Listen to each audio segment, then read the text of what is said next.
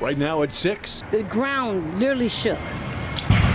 An explosion rocks Milwaukee's south side. It went boom, boom, like a cannon. It shook those windows over there.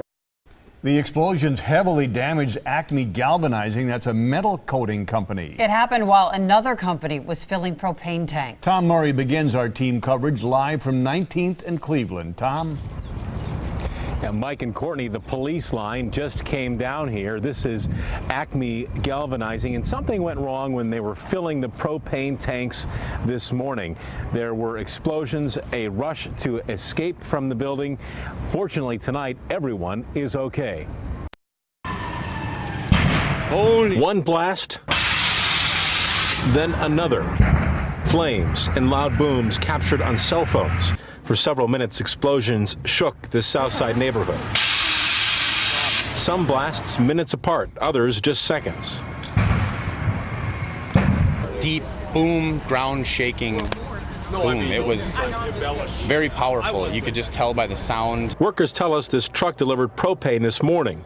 Tanks like these exploded in a chain reaction. The guy who was filling the propane tanks made it out, and everybody else got away from the fire and out of the building before anything, really started blowing up. After the smoke cleared, a giant heap of charred debris, the building used to store tanks, came down. The explosions damaged employee cars parked in the lot here. You can see the ashes and soot on the windshield and hood of this Explorer.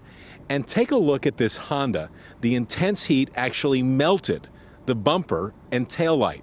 Put your name down on the list so we know who left. Employees tell us they got out just in time, fully aware of just how dangerous propane can be. You fire your gas grill with propane and you see what happens, even in that controlled environment when it's running under relatively low pressure. You can imagine what happens when we get this much fire involved on a 100-pound propane tank. And this is what happened. We showed this to some of the police officers who were here during the day, and a worker. They say this is the bottom of one of the propane tanks that exploded. You can see that it is severed. I'm holding it with some paper towel because it's covered in black ash.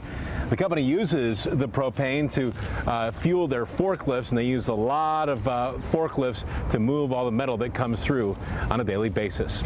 Live on the south side, Tom Murray, today's TMJ4. Yeah, amazing. No one was hurt or even killed. Thanks, Tom.